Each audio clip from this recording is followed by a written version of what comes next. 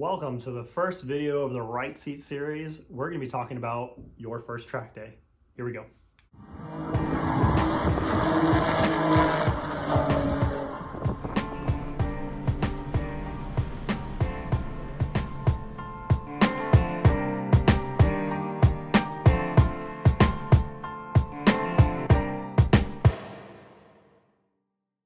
First thing is picking your organization. You have a ton of them out there. So you have NASA, SCCA, ADS, JZilla.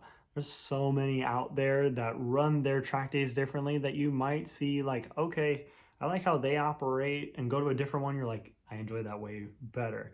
SCCA, Track Night in America is a great example. It's a great approach, super affordable. Last minute registration if you want to be able to get in and start tracking, to get introduced into what track days even are. And then after that, maybe you want to go a little bit faster, or maybe I'm starting to get good at this. Maybe do a NASA track day. And then you could see how they operate a bit differently, as well as comparing the two into what you actually like or what you're looking to do as far as your goals for tracking, as well as what you're looking to accomplish.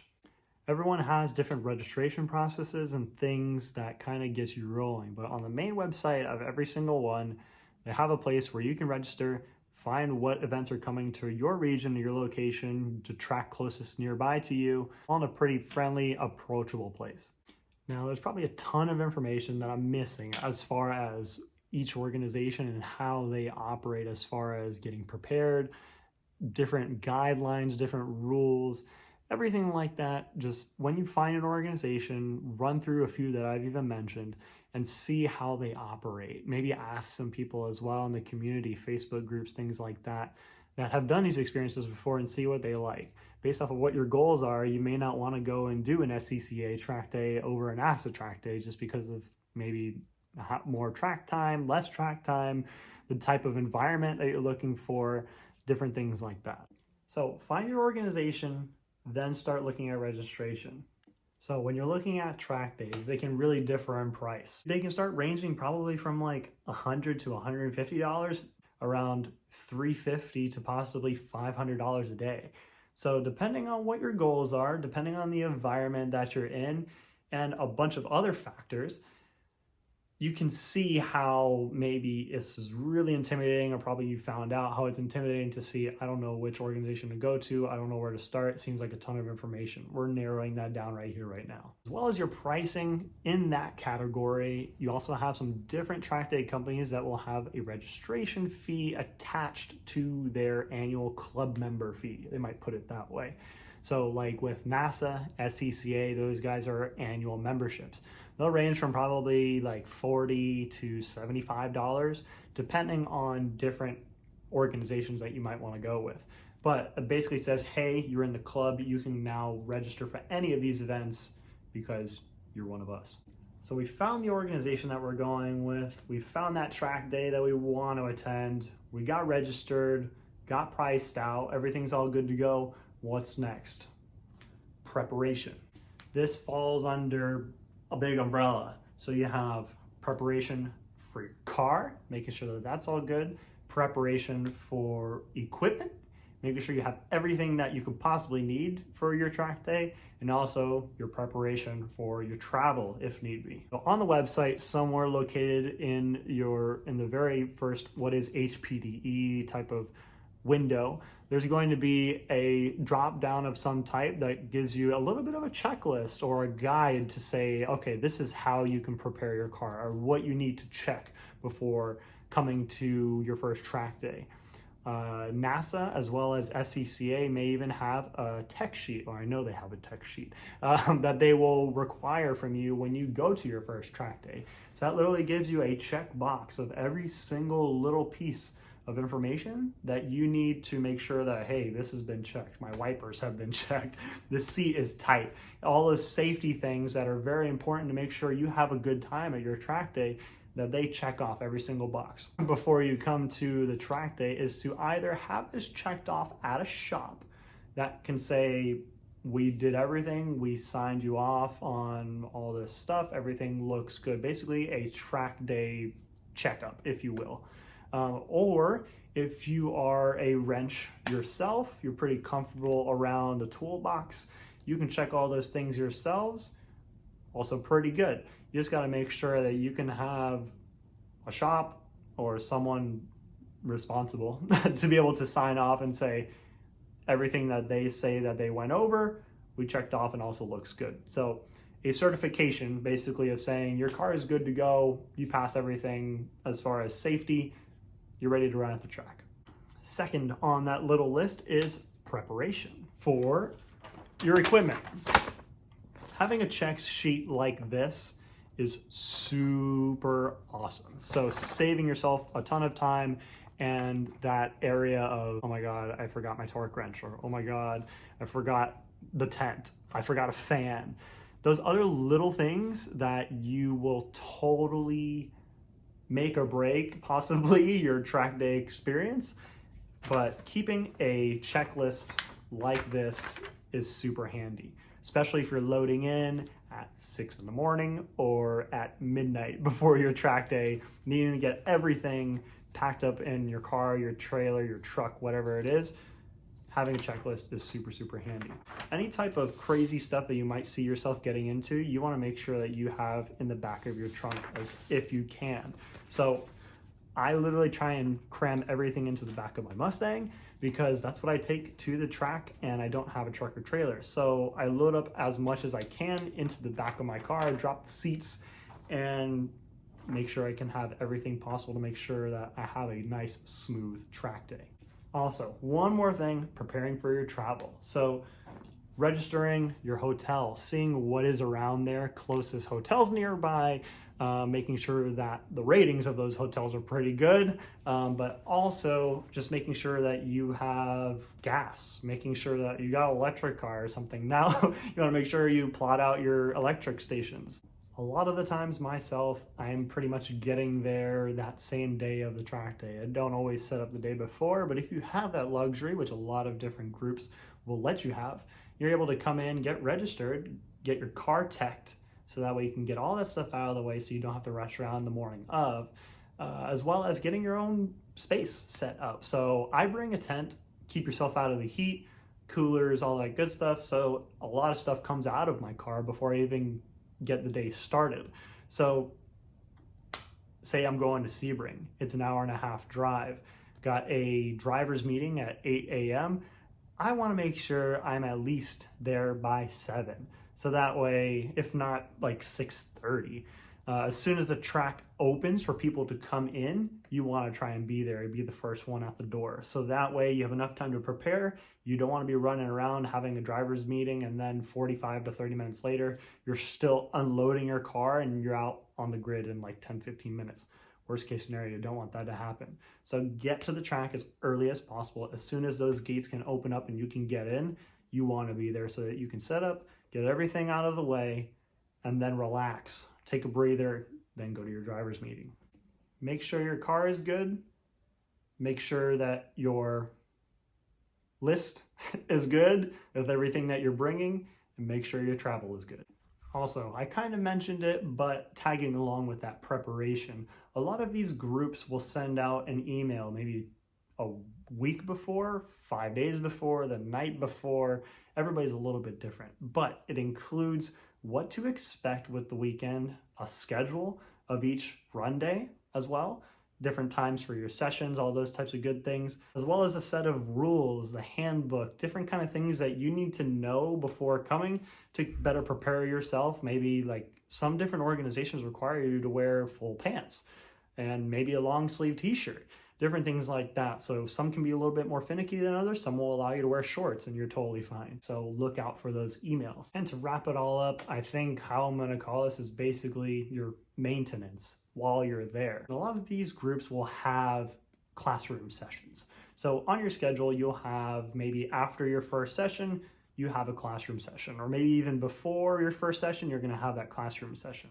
They won't let you on track unless you have a special card or a ticket, something like that, that you can hand the flag marshal before you go out. That way that they know that you went to that classroom session. They're very important. It might sound like, I don't want to go to this classroom session. Trust me, you learn so much with those classroom sessions, especially on your first time.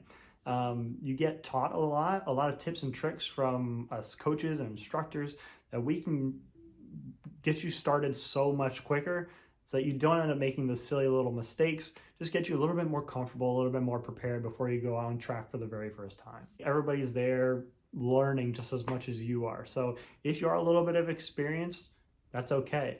If you're brand new, don't feel intimidated. Make sure you ask those questions because everybody's learning at a different pace, and that's totally okay. It is your experience. We want to make sure that you are having a good time. Another part of your maintenance here, going into your car maintenance. So what you need to look out for. A great thing to make sure that's on your list is a torque wrench. Every single time before you go out and every time that you come back off of the circuit, you want to make sure you torque those wheels back down. Everybody has different torque specs for each manufacturer, for different wheel types, different lug nut types, all that type of stuff. So make sure you look that up. What is my torque spec for my wheels? You have a special number on there that you can set your torque wrench to, making sure they're nice and tight. Last thing you want is a wheel falling off on track. Another great thing to look out for is your brakes. So you have your brake pads, which definitely will see a lot of wear, as well as your rotors throughout the entirety of the day. So on your rotors, you're looking for cracks that maybe start and run all the way to the top of the rotor. Also with your brake pads, making sure that you have a good amount of pad material on that pad surface. Once you start running low, they have a lot of metal indicators on there that will let you know, start squeaking a lot. It'll tell you, hey, your pads are running low. You need to get these changed out. A great rule of thumb as a part of your preparation is making sure that those brake pads and brake components are changed or at least serviced or looked at before you go out to your first track day. More than likely on that tech sheet, it's going to tell you, have you checked your brake pads? Have you checked your rotors? So nothing that you're missing out on there. When you go to those, your NASA, your SECA, different places like that, they'll have a guide for you so that you can make sure that you don't miss a beat on your car preparation. But when you're at the track and you're coming on and off your sessions, always check your brakes, make sure that everything is looking good.